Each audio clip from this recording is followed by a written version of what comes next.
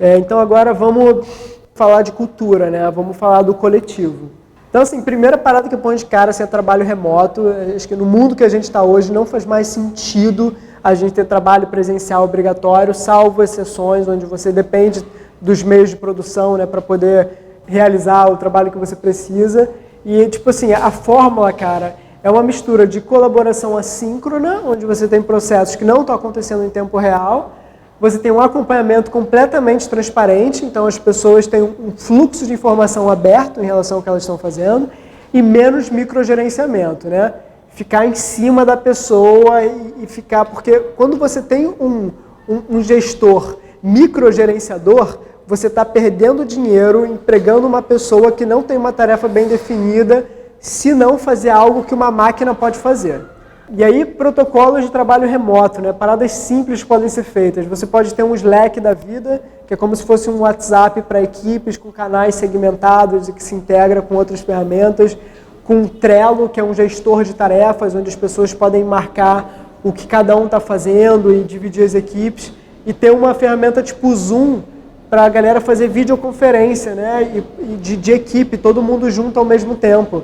Permite que você faça, por exemplo, todo dia a galera passa 15 minutos numa reunião, uma videochamada e vai trabalhando assincronamente pelo Trello e se precisar se comunicar, usa o Slack, né?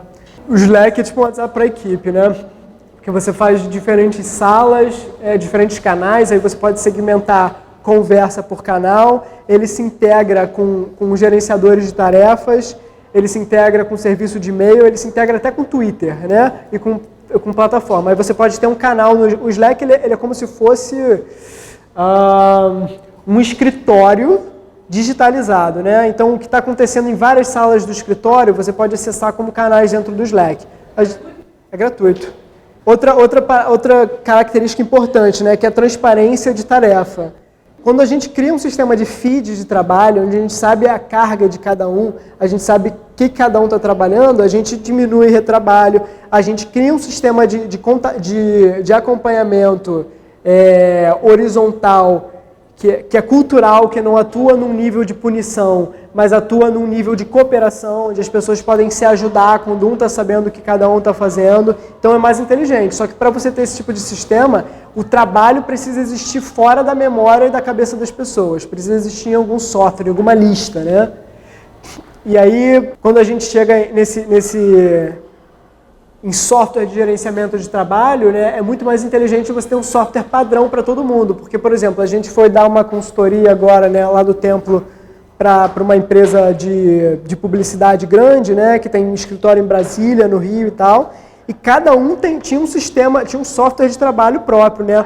Uma pessoa ficava usando o post-it e colocando na tela do computador, a outra usava o Wunderlist, a outra usava o Trello, a outra usava o e-mail, a outra usava o WhatsApp. O trabalho está cada um em um lugar, é por isso que as pessoas se fecham em silos, né? Porque você não tem uma central única onde a galera pode se acompanhar. Aí uma outra dica, né? Esse dia da semana sem reunião, onde cada um pode focar em trabalho profundo, né? Em fazer o que precisa fazer com privilégio de ter atenção para aquela parada, porque a gente já está lutando contra o vício smartphone. A gente já luta contra a procrastinação, né? Aí, pô, uma parada clássica, eu que fico em casa, né? Quando eu era mais novo, eu ia até a cozinha, abria a geladeira para ver se aparecia comida dentro da geladeira. Mas isso era um movimento gerado pela gratificação instantânea do celular também, né? Você tentar criar pequenos estímulos de prazer ao longo do dia para lidar com o desconforto de estar fazendo algo que você não está acostumado a fazer. Outra parada interessante que é a criação de espaço, né? A gente tem esse lance de reunião e de encontro.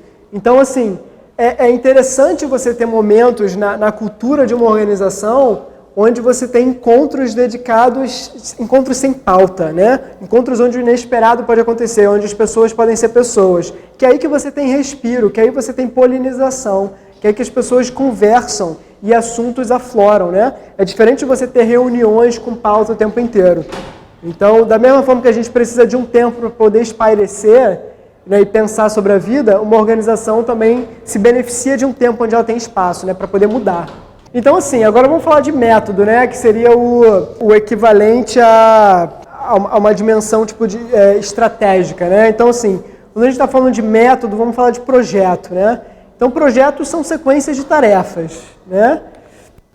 E aqui uma abstração, né, uma abordagem para quando a gente está fazendo um projeto que a gente tem certeza do resultado dele, né? Quando a gente tem um resultado previsível para poder gerar.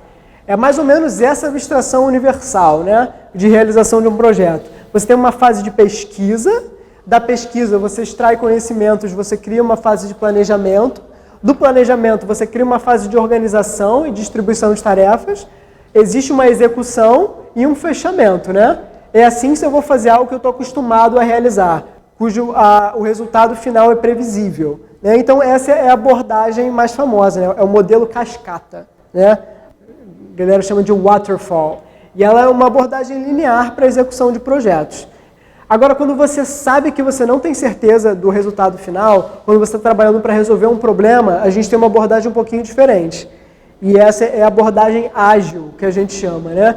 Então, você define o que é sucesso, né, que no caso é resolver um problema, aí você vai traçar objetivos e metas para ter esse problema resolvido, e você vai, através de ciclos de realização, você vai construir versões que validam as hipóteses, né, de solução do problema, onde nesse primeiro ciclo você construiu a solução, né, mais barata, com menos recursos possíveis que resolve o problema, e você vai testando novas iterações dela até o final do caminho, né? Então, se antes a gente tinha um projeto, um resultado previsível, aqui a gente não tem um resultado previsível. Então, a gente precisa testar ciclos de soluções dentro dos recursos que a gente tem disponíveis para poder chegar na solução que resolve o problema, né? E aí, no modelo cascata, a entrega é fixa, né? A gente sabe o resultado final. Os recursos, né, o orçamento, o tempo, eles acabam sendo variáveis. A gente sabe que tem que montar um carro. E aí, custe o que custar, a gente vai montar aquele carro, onde sucesso pode ser se manter o planejamento inicial, né? Normalmente, sucesso para o modelo cascata é seguir o planejamento, né, e atingir o que foi previsível dentro do que você planejou, que envolve os recursos. Já no modelo ágil, a entrega é variável, então os recursos, né, o orçamento e o tempo são fixos, então você tem esse orçamento tal e esse tempo tal para resolver o problema. E aí dentro desse tempo você vai tentando resolver o problema da melhor forma possível.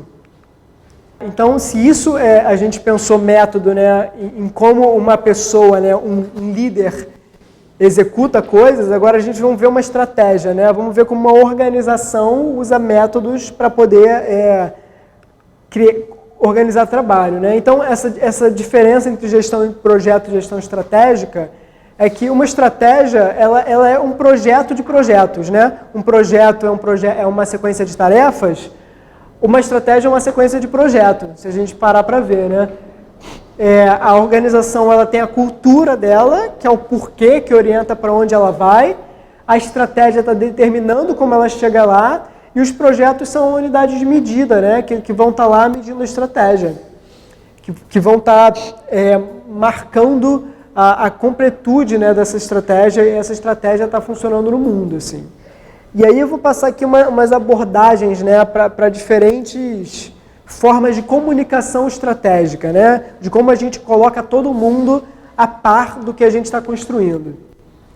Aí a primeira é o roadmap, e aqui eu tenho um link também para o vídeo, para vocês verem a ferramenta depois e tal. Ele é mais ou menos assim, você define horizontes, né, você define perspectivas de como você quer pensar onde a tua organização vai estar situada no mundo, e você define horizontes de tempo. E aí, dentro dessa matriz, você vai estar botando um tipo de resultado ou um tipo de projeto que você vai querer ter executado nesse tempo, né? Então, você tem o futuro, que seria o cenário ideal, que está mostrando onde você quer estar com a organização no futuro, né? Aquela visão que você está querendo completar. O hoje, o que você está fazendo no cenário imediato, e no amanhã, o que você está se planejando para fazer baseado no sucesso do hoje, né? E aí você pode escolher que tipo de perspectiva você quiser, né? Essas aqui são perspectivas, acho que mais macro, mais abrangentes, que eu coloquei no exemplo. E aí, dentro de cada post-it ali dentro desse, você tem um projeto. Uma outra forma de comunicação estratégia que a galera usa lá no Basecamp, que é uma empresa de software também, software de colaboração, né, onde você coloca tarefas, é essa de sprint, ciclos e temporadas, né? E é mais ou menos assim. No Basecamp, a galera só faz planejamento de no máximo 3 meses. Significa que a empresa inteira está planejada para fazer alguma coisa no máximo no horizonte de 3 meses. A galera não se planeja para fazer nada que extrapole um horizonte de 3 meses. Eles só sabem o que eles vão fazer dentro de um período de 3 meses. Então, dentro de um período de 3 meses, eles chamam de temporada, e dentro dessa temporada, eles têm 2 ciclos, que duram 6 semanas. E aí eles têm uma máxima no Basecamp que é, se um projeto não pode ser feito em 3 meses, ele não é feito. Para um mundo que muda muito rápido, você não pode fazer planejamento de 1 ano, porque quando você chegar lá, já vai ter mudado tudo de novo, entendeu? Então, para um cenário de mudança rápido, você precisa ser ágil. Então, a sua estratégia precisa ser altamente adaptativa, né? Aqui é como a gente vê, por exemplo, como os projetos funcionam no Basecamp, né? Um mini projeto dura 2 semanas e um mega projeto dura um ciclo, ou pode durar até 3 meses, né? Então, você tem marcos de reuniões específicas, quinzenais, que você ajuda a fazer a parada andar.